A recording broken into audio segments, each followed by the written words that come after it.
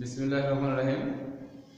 তোমাদের সকলকে ধন্যবাদ আমার এই আজকের অনলাইন রংপুর অনলাইন স্কুলের পক্ষ থেকে ক্লাস উপভোগ করার জন্য, এবং সেই সাথে আজকের এই রংপুর অনলাইন স্কুলের পক্ষ থেকে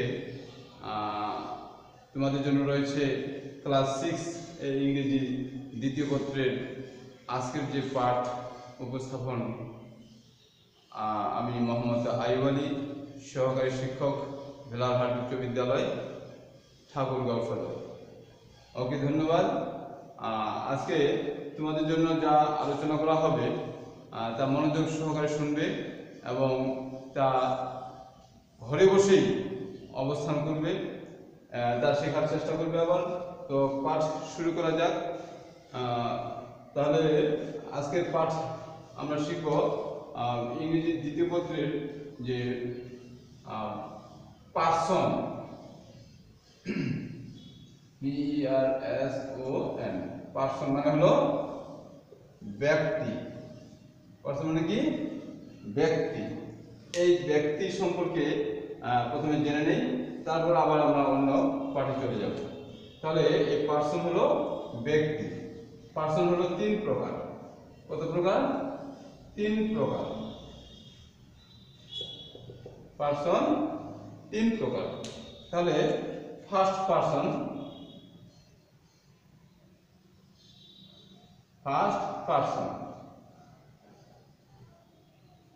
আবার সেকেন্ড পার্সন, আবার থার্ড পার্সন।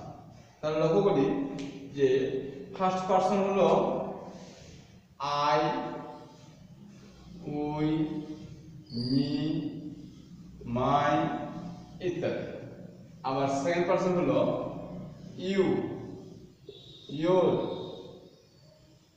খেয়াল রাখবেন। থার্ড পার্সন হলো হি, she, it, they, Rahim, Karim, etcetera. আচ্ছা, অর্থাৎ নাম। তাহলে ফার্স্ট পার্সন হলো আই, উই, মি, মাই। শুধু আমরা এখানে মেনশন করব আই এবং উই। আবার সেকেন্ড পার্সন হলো ইউ বা ইয়োর। থার্ড পার্সন হলো হি, শি, ইট, দে এবং নাম রহিম, করিম, এরকম যত নাম থাকবে সব এগুলো থার্ড পার্সন। তাহলে আমরা এখন বুঝে গেছি সব যে পার্সন হলো 3 প্রকার। তাহলে ফার্স্ট পার্সন, সেকেন্ড পার্সন এবং থার্ড পার্সন। যদি এটা ক্লিয়ার হয়ে যায় তাহলে আমরা পরবর্তী পাঠে চলে যাই। কেমন? আচ্ছা, ঠিক আছে। পার্সন কিন্তু আমি পরবর্তী আবার তোমাদের আলোচনা করব। তাহলে এই পার্সনকে ঘিরেই আমরা পরবর্তী যে আলোচনা করব তা একটা মনোযোগ দিতে হবে। যে আজকে প্রথমে শিখব to be verb. To be verb, to be verb. তাহলে এই টু বি ভার্ব কি? টু বি ভার্ব হলো, প্রথমে টু বি যেহেতু রয়েছে তাহলে এখানে হবে am, is, are। এই am, is, are to be verb. তাহলে এখানে আমাদের মনে রাখতে হবে যেটা কোন পার্সনের সঙ্গে এগুলো ব্যবহার হয়। তাহলে দেখি আগে যে টু বি ভার্বটা am, is, are আরো রয়েছে, was আছে, have আছে, had আছে, সবগুলোই। তাহলে কোন সময় কোনটা ব্যবহার করা হয় এই টু বি ভার্ব? যদি বর্তমান বোঝায়,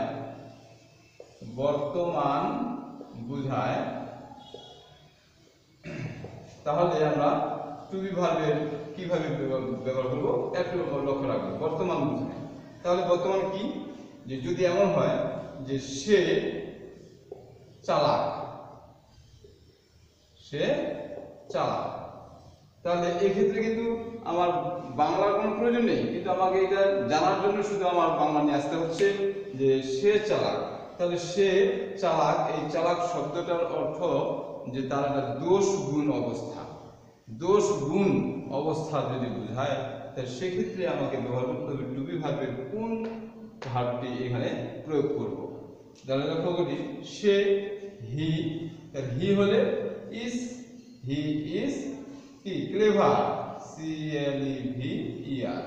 ওকে, আবার যদি বলা হয় যে আমি ভালো, আমি ভালো, তাহলে কি হবে আই এম ওয়েল। তাহলে এম ইজ আর যদি ব্যবহার হচ্ছে, তারপর যদি এমন বলা হয় যে we are player, we are player, তাহলে আমরা এখানে লক্ষ্য করলাম যে তাহলে এম ইজ আর এগুলো হলো টু বি ভার্ব। তাহলে এই টু বি ভার্বগুলো পার্সনের সঙ্গে ব্যবহার করা হয় এবং সেটা বর্তমান যদি বোঝায়, আবার যদি অতীত বোঝায়, অতীত বোঝায় তাহলে কি হবে এই এম ইজ আর এর পাস্ট টেন্স হলো ওয়াজ ওয়্যার। লক্ষ্য করি যে তাহলে বর্তমান যখন ছিল তখন হলো এম ইজ আর, অতীত বোঝাইলে ওয়াজ ওয়্যার। তাহলে ঠিক একই যে সে মনে করো গরিব ছিল, তাহলে সে গরিব ছিল, এটা বর্তমান না অতীত? অতীত। তাহলে সেক্ষেত্রে ওয়াজ হয়ে গেল। তাহলে হি ওয়াজ পোর, ক্লিয়ার? তাহলে যেহেতু গরিব ছিল, যদি বলা হতো সে গরিব, এটা যদি না হয় তাহলে কি হবে হি ইজ পোর। তাহলে এখানে ছিল এই জন্য কিন্তু অতীত, তাহলে এই জন্য হলো হি ওয়াজ পোর। তাহলে আরেকটা দেখি, যদি এমন হয় যে আমরা আমরা আমরা কি চালাক, চালাক ছিলাম,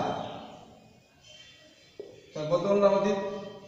অতীত, চালাক ছিলাম সেই অতীত। তাহলে আমরা উই, উই, তাহলে ওয়াজ হলো ওয়্যার হবে, we were, we were clever, we were clever. তাহলে ক্লিয়ার? তাহলে এম ইজ আর এর পাস্ট টেন্স হলো ওয়াজ ওয়্যার। তাহলে সে গরিব, হি ইজ, সে গরিব ছিল, হি ওয়াজ পোর, আমরা চালাক ছিলাম, উই ওয়্যার ক্লেভার। ক্লিয়ার? তাহলে আমরা এখন বুঝতেছি যে টু বি ভার্বটা কোন পার্সনের সঙ্গে কিভাবে ব্যবহার হয়। তাহলে পার্সনটি কিন্তু অত্যন্ত গুরুত্বপূর্ণ ছিল এবং এখানে কি টু বি ভার্বটাও খুবই গুরুত্বপূর্ণ ছিল। তাহলে এখন আমরা জানবো টু বি আমাদের শেষ, এবার নিব টু হ্যাভ। টু হ্যাভ, এই টু হ্যাভ কি? তাহলে টু হ্যাভ হলো এই হ্যাভ এর ব্যবহার, হ্যাভ অবলিক হ্যাজ এর ব্যবহার। তাহলে হ্যাভ হ্যাজ এর ব্যবহার হলো, এটাও বর্তমান, যদি বর্তমানে, তাহলে এটা লিখে নাও, বর্তমানে কর্তার কোনো কিছু আছে বা নাই বুঝালে হ্যাভ অবলিক হ্যাজ হয়। তাহলে বর্তমানে কর্তার কোনো কিছু আছে বা নাই বুঝালে, বর্তমানে কর্তার কোনো কিছু আছে বা নাই বুঝালে হ্যাভ হ্যাজ। তাহলে এখন খুবই চমৎকার কিন্তু বিষয়টা। তাহলে আমরা হ্যাভটাকে অথবা হ্যাজটাকে কিভাবে আইডেন্টিফাই করবো এবার। তাহলে কর্তার কোনো কিছু আছে, কি আছে? যে মনে করো আমার একটি গরু আছে, তাহলে কি হলো? কার আছে?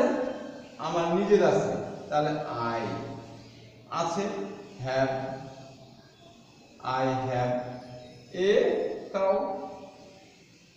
ক্লিয়ার? যদি বলা হয় আমার বাবার একটি কি, আমার বাবার একটি গরু আছে। তাহলে এখন দেখো এখানে বলছে আমার একটি গরু আছে, কার আছে? নিজের আছে, এই জন্য হলো আই হ্যাভ।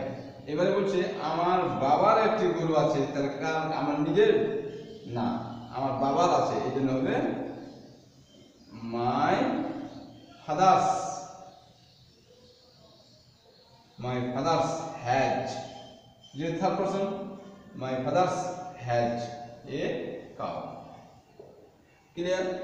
তাহলে নিজের থাকলে আই, পরের থাকলে মাই, এটুকু আমাদের স্মরণ রাখতে হবে। তাহলে আমার একটি গরু আছে, আই হ্যাভ। আমার বাবার একটি আছে, তাহলে মাই ফাদার্স হ্যাজ। ক্লিয়ার সবাই? আচ্ছা, তাহলে আমরা এখানে দেখলাম হ্যাভ এবং হ্যাজের ব্যবহার।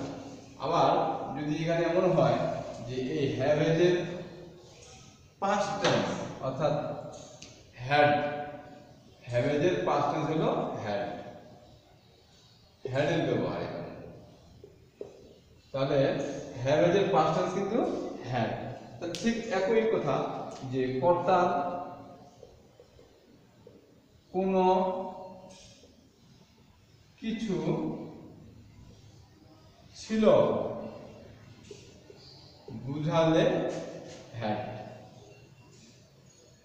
ব্যবহার হয়। তাহলে দেখো যে কর্তার কোনো কিছু ছিল বোঝালে, অর্থাৎ কোনো জিনিস, এটা কোনো বস্তু ছিল বোঝালে হ্যাড ব্যবহার হবে। তাহলে কোনো আছে বোঝালে হ্যাভ, ছিল বোঝালে হ্যাড। তাহলে এখন দেখি যে রহিমের একটি কলম ছিল। কার আছে? রহিমের একটি কলম ছিল। তাহলে এই কলমটা ছিল তার, অতীতে ছিল। Rahim's had a pen. আবার যদি বলা হয় আমার একটি কি, আমার একটি ফুটবল ছিল। তাহলে কি হবে এখন? কার ছিল? আমার নিজের ছিল। তাহলে I had a football. Clear? তাহলে সেক্ষেত্রে কোনো কর্তার কোনো কিছু ছিল বোঝালে তাহলে হ্যাড, আর আছে বোঝালে হ্যাড। বর্তমানে কোনো দুর্গুণ অবস্থা বুঝালে তাহলে এমিজান, দুর্গুণ ছিল বুঝালে ওয়াজ। ওকে, তাহলে আমরা মোটামুটি 4টা জিনিস আলোচনা করে ফেললাম। এবারে দেখব যে তাহলে টু বি হলো এমিজান, টু এমিজান পাস্ট টেন্স ছিল ওয়াজ ওয়ার, আর টু হ্যাভ বর্তমান বোঝালে হ্যাভ হ্যাজ, টু হ্যাভ এর পাস্ট টেন্স হলো হ্যাভ। এবারে একটু খেয়াল করবে, আমরা আরেকটি মজার জিনিস দেখব, সেটা হলো দেয়ার। দেয়ার এর ব্যবহার, দেয়ার এর ব্যবহার। এই দেয়ার কি বিষয়? যে কোনো স্থানে কোনো কিছু আছে বুঝালেই দেয়ার দিয়ে বাক্যটি শুরু করতে হয়। তাহলে মনে করি যে এখানে যদি এমন হয় যে আমাদের গ্রামে একটি বড় গাছ আছে। এখানে লক্ষ্য করি যে আমাদের গ্রামে একটি বড় গাছ আছে, এই আছে তাহলে বর্তমান, এই বর্তমান হলেই যে দেয়ার ইজ দিয়ে বাক্যটি শুরু করব। তাহলে এই দেয়ার হলো কোনো স্থানে কোনো কিছু আছে বুঝালে আমরা শুরু করব দেয়ার দিয়ে। এখানে বলছে আমাদের গ্রামে একটি বড় গাছ আছে, তাহলে আমাদের গ্রামটা হলো একটা স্থান বা জায়গা একটা, সেখানে কোনো একটা জিনিস আছে। তাহলে আমাদের এখানে মনে রাখতে হবে যে কোনো স্থানে একটি জিনিস যদি আছে বোঝায় তাহলে দেয়ার ইজ, আবার যদি অনেকগুলো বোঝায় বা একের অধিক বোঝায় তাহলে দেয়ার আর। ক্লিয়ার? তাহলে যদি এমন হয় যে আমাদের গ্রামে অনেক বড় গাছ আছে তাহলে একের অধিক, তাহলে দেয়ার আর। আবার যদি বলা হয় যে আমাদের পুকুরে একটি বড় মাছ আছে তাহলে একটি রয়েছে এই জন্য দেয়ার ইজ। তাহলে এখানে একটি, তাহলে এই জন্য there is a big tree. There is a big tree in our কি কোথায় ভিলেজ। ক্লিয়ার? ক্লিয়ার হয়ে গেছে? দেয়ার ইজ তাহলে দেয়ার শিওর হয়ে গেছে এবং সেটা হলো একটি, এই জন্য দেয়ার ইজ। আবার যদি বোঝায় যে আমাদের গ্রামে বা আমাদের পুকুরে, এমন হতে পারে আমাদের পুকুরে অনেক কি মাছ আছে। আমাদের পুকুরে অনেক মাছ আছে, তাহলে কি একটি মাছ আছে? অনেক মাছ আছে, এই জন্য হবে দেয়ার আর। There are many fishes. F-I-S-H-E-S. There are many fishes in our pond. Clear? তাহলে কি বোঝা গেল? দেয়ার ইজ কখন বসানো হবে? যে এককে বোঝালে, আবার অনেকগুলো বোঝালে দেয়ার আর। এটাই হলো আজকের পাঠের যে মূল বিষয়টা। তাহলে আমরা এখানে কি ক্লিয়ার হয়ে গেছি? তাহলে দেয়ার এর ব্যবহারের সময় একটি আছে দেয়ার। এবারে আমরা আরেকটি জিনিস দেখব যে কোনো স্থানে কোনো কিছু ছিল বোঝালে দেয়ার ওয়ার, অর্থাৎ দেয়ার ওয়াজও হতে পারে, দেয়ার ওয়ারও হতে পারে। তো কোনো স্থানে একটি জিনিস ছিল বোঝালে কি, যেমন মনে করো যে এই নদীতে একটি বড় নৌকা ছিল। এই নদীতে একটি বড় নৌকা ছিল, তাহলে একটি বড় নৌকা ছিল বুঝাইলে আমরা এখানে ধরে নিব যে একটি ছিল যেহেতু আছে, তাহলে এই দেয়ার ওয়াজ। তাহলে আমরা শুরু করবো এখন দেয়ার ওয়াজ, কারণ যেহেতু একটি। দেয়ার ওয়াজ এ কি বিগ বট, BOT বট কোথায় আছে? ইন